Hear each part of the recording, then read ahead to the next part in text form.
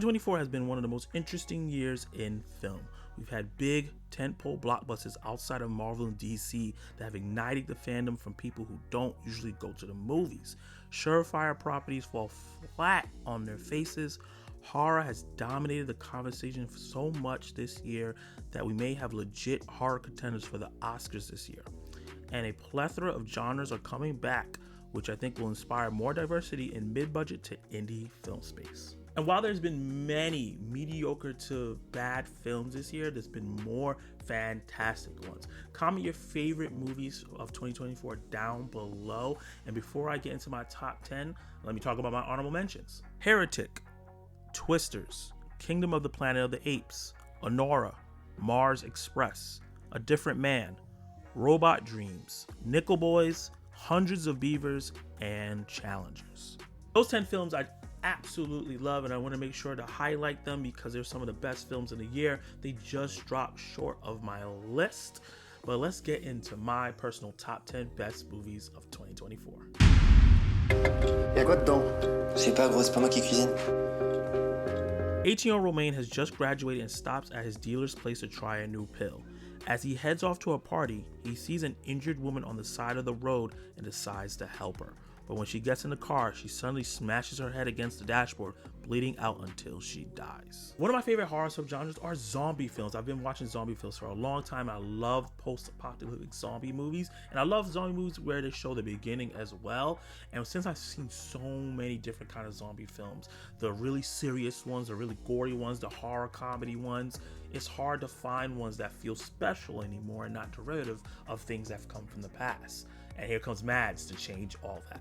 Movie shot all in one take. Mads puts you in the shoes of these young adults' lives as their night and their day becomes the worst day of their life and they descend into madness. But the one shot take is not just a gimmick, it's used to enhance the story because it always sticks with the main character, so you're always in their POV, which causes a lot of tension and also causes a lot of drama when they are bitten or they're getting ready to turn. You see it from the beginning to the end as they slowly descend and become one, which I've never seen in a zombie movie before. Innovative way to do a overdone story like the start of a zombie apocalypse, the film finds ways to give you a spark, like the standout performance from Lori Pavey, who really made the film in the second half of the movie, and I really loved everything they did with all the characters. I watched this film twice and I enjoyed it even more the second time, and the movie is innovative, is brutal, it's fast-paced, and really a game changer for zombie films if people can take this inspiration and try different things with the genre. I think this movie is a must-see Shudder film and one of the best horror movies of the year. And obviously a must-watch for zombie movie lovers. Furiosa! We've come too far. Snatched from the green place of many mothers, young Furiosa gets caught in the crossfire of two tyrannical warlords. As the tyrants fight for dominance, Furiosa soon finds herself in a non-stop battle to make her way home. Having just watched Mad Max Fury Road for the first time right before going to see Furiosa, my expectations for this film was sky high. This harrowing odyssey of epic proportions exceeded my expectations, doing what most prequels never do, and that is enhancing its predecessor. Standout performance from Alila Brown, Anya Taylor-Joy, Chris Hemsworth. This movie is like a biblical epic being told to you like it's something that happened to the past, and you're hearing about these stories about these great titans, and even the way it's filmed, it feels like that. With some of the best action sequences in years and filmed in a way with the VFX and the CGI that made it feel mythical to me. I know some people got turned off about it, but I liked it because of how the story was told, and this movie is very inspiring because it's a movie made by someone that's almost 80 years old and has so much punk rock energy in it. I loved it. And also, curse all of you that made this movie fail at the box office.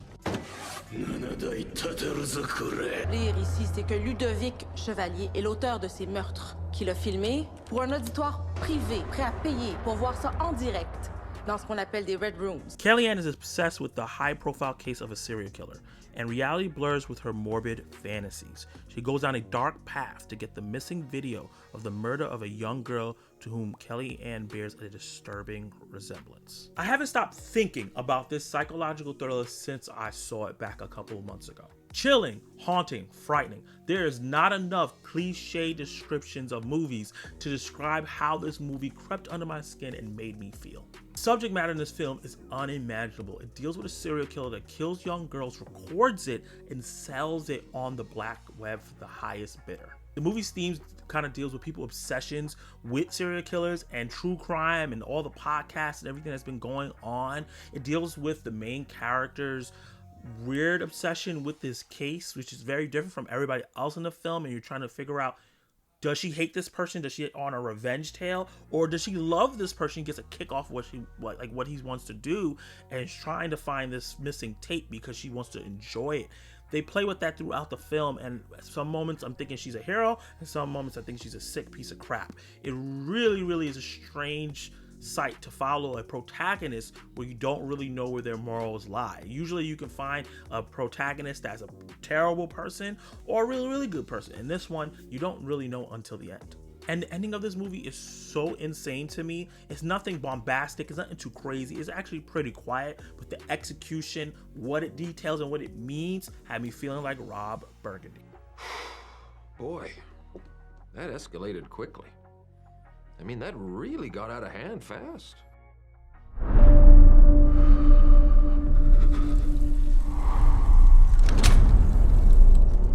A young man ekes out a meager living in an underground fight club where night after night, wearing a gorilla mask, he's beaten bloody by more popular fighters for cash. After years of suppressed rage, he discovers a way to infiltrate the enclave of the city's sinister's elite.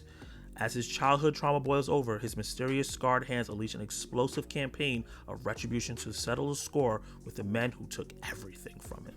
I have been ranting and raving about this excellent Indian film by Dev Patel. Starring, written, and directed by Dev Patel, he put his life and money on the line in this action thriller. And I want to thank him for putting all this effort into this movie, this passion project that he had, something that he wanted to make for his people and for cinema lovers, because I got swept up in the neon colors, the banging score and soundtrack, and the bloody action with some of the craziest kills I've seen all year. A lot of people like to compare this movie to John Wick, but I think it's a little different from John Wick, where John Wick is this trained assassin that's coming out of retirement. Kid in Monkey Man is not a trained assassin. He's a normal guy that has so much rage. He's like a one-man wrecking crew, but still very vulnerable. We see him make mistakes. We see him learn from his mistakes and come back and do it better, and then continue to make more mistakes again as he finds his way to the person that has wronged him as a child. And while going on this great, well, not really great, a harrowing adventure to say the least, he becomes a champion and a hero to his people, even though that wasn't his intention. His intention was to kill the people who wronged him, but he inspires the people in India who was also oppressed by some of these dark elites and some of the people in the government. And while I don't think Monkey Man has the best action in the year so far, and I don't think Monkey Man has the best action story we've seen ever, I think what makes it stand out is the intention, the detail, the intention of the movie, the personality and the heart that was put in it. You can see the blood, sweat, and toil that they took to make this movie, and it's exciting and thrilling. Your body is nothing but a host to a massive collection of parasitic organisms ready to cause infection, ready to cause infection, ready to cause infection. You can feel them living and breeding and dying inside of you. It's not easy being Aza, but she's trying to be a good daughter, a good friend, and a good student. While navigating an endless barrage of invasive, obsessive thoughts that she can't control, when she reconnects with Davis, her childhood crush, Aza is confronted with fundamental questions about her potential for love, happiness, friendship, and hope. One genre that's been pretty consistent throughout the year is the coming-of-age drama.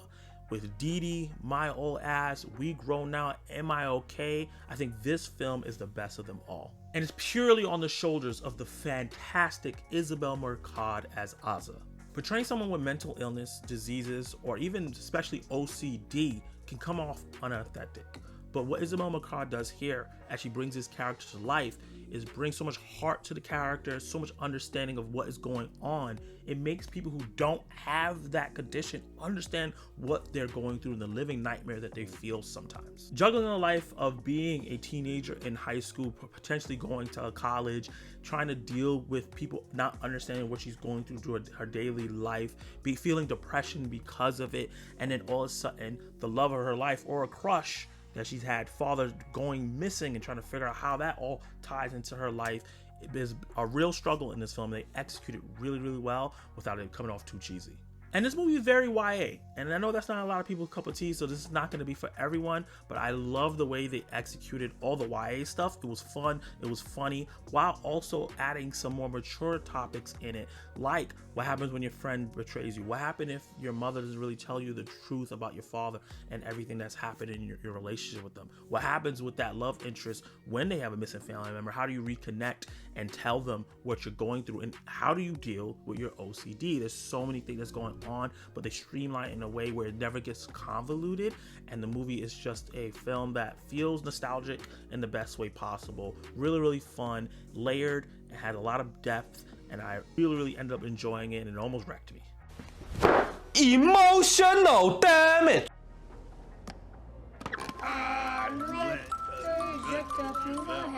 Dad used to say that childhood was like being drunk. Everyone remembers what you did, except you.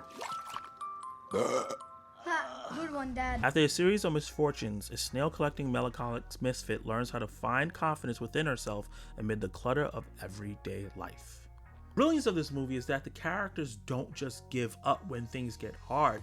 They find a way to find some bright spots in the cloud of darkness that's surrounding them. It has beautiful claymation animation, some really adult dark humor. Just because this is an animated film, this is not for kids at all. And charming characters that's really easy to fall in love with, and even the ones that you don't fall in love with and you might hate are super memorable. And the movie's only about hour 28 minutes, but it packs a life worth of plot in the film. So by the time you get to a very moving ending, you feel full, you feel fulfilled, you feel sad, you go on a roller coaster of emotions that throughout this whole film. And while you're going through every emotion under the sun, you get some of the best highs and lows in any movie in 2024. Do not sleep on this beautiful experience because it's an animated movie. Wake up! Wake up! Wake up! Wake up! Wake up! Wake up!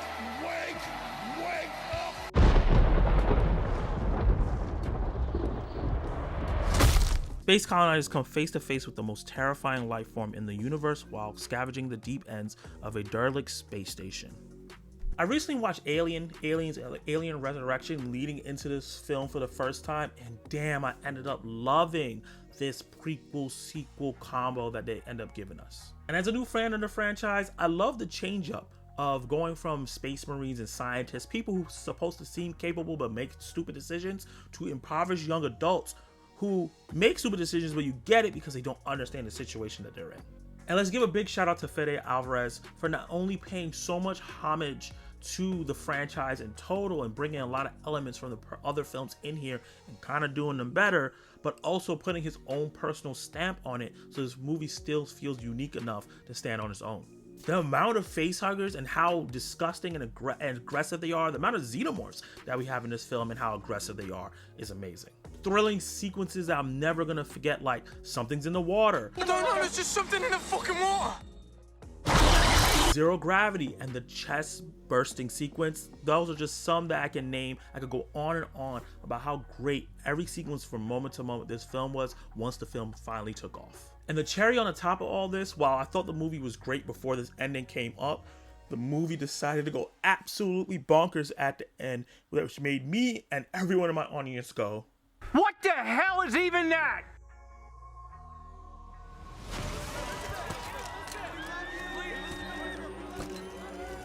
People always ask for something new. It's inevitable. Elizabeth Sparkle, renowned for her aerobics show, faces a devastating blow on her 50th birthday as her boss fires her. Amid her distress, a laboratory offers her a substance that promises to transform her into an enhanced version of herself. If you know me, I love maximalism in film. My favorite film of all time is Everything Everywhere All at Once. That movie's a bonkers showing of colors, dildos, and emotions. So when we got halfway through the substance, I knew I was in for a banger. Stylish directing that has absolute control of the pace and messaging. I always knew what was going on and what was trying to be told. It never felt like it was being forced down my throat, but it was obviously right there on the surface, even though there's some depth to the performances there. And speaking of the performances, 2 central performances are Oscar worthy and bring so much life and understanding to everything that's happening in the film. They absolutely understood the tone that the movie was going for and nailed it. Demi Moore gives a performance of a lifetime and her best performance probably in the film, as she deals with a moral conundrum that many celebrities and regular people are dealing in real life. How do you deal with yourself as you age when people love people who are young and try to move the old in for the new, but you're not ready to move over? It does it in a hilarious, poignant, but very gross way, and most important, is really, really entertaining, with one of the best body horror films that we've gotten in a long time. And the movie goes for it all in every single aspect, in terms of how classy and artsy it uses nudity, the colors, the music, the banging score, the way the performances go from subtle to bombastic. And I know the ending is divisive, and I think that's a make or break for anybody, but it made it for me. This made this movie from this is great to an all-timer.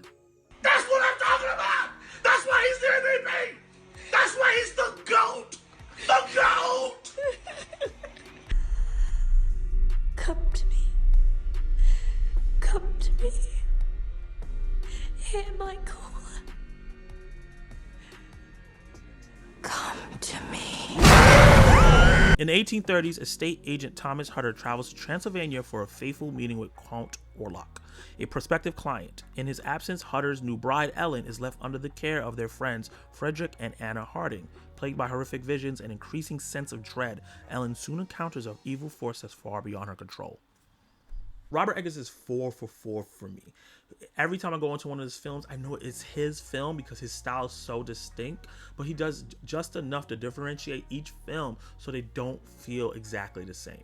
And this is his most accessible movie yet. I feel like a lot of his past films, a lot of people couldn't get into them because they're just so specific, but I think he opened himself up while staying true to himself, and he created what I would say is his magnum opus. And I love that I can see that he took so much things from each of his films he learned from making those first 3 films and added it into this one. The drama from The Witch, the intensity from The Northman, and the creepiness and the weirdness from The Lighthouse. This mixture really helps and brings this character and this iconic story to life in a way only he can, which makes his remake stand out amongst the other great remakes of this film. And with the movie being top-notch in all technical aspects and having some of the best performances of the year, he had people in the theater like this looking down or looking up at Count Orlok's ding dong real close and not even questioning it. It's an absolutely mesmerizing experience that I can't wait to succumb to again. This world is beyond cruelty. Paul Atreides unites with Chani and the Fremen while seeking revenge against the conspirators who destroyed his family. Facing a choice between the love of his life and the fate of the universe, he must prevent a terrible future only he can foresee. I was super duper hyped for this movie after watching Doom Part 1 and then seeing those trailers for Doom Part 2, but what I experienced, I never saw coming. A sci-fi masterpiece unfolding right in front of me. I think there was a few seconds in this film where I completely lost my breath at the breathtaking visuals, because the movie is absolutely gorgeous to look at, and the all-encompassing score that really took me, made me emotional, and is getting snubbed at the Oscars, by the way. Sometimes a film can sound great and look great and have absolutely nothing to say. But luckily, Denis takes the premise of Dune, which was deemed unadaptable, and obviously we've seen multiple people try to adapt it before and not to the success that he's done, but he boiled it down to the essence that the original writer Frank Herbert meant for people to get.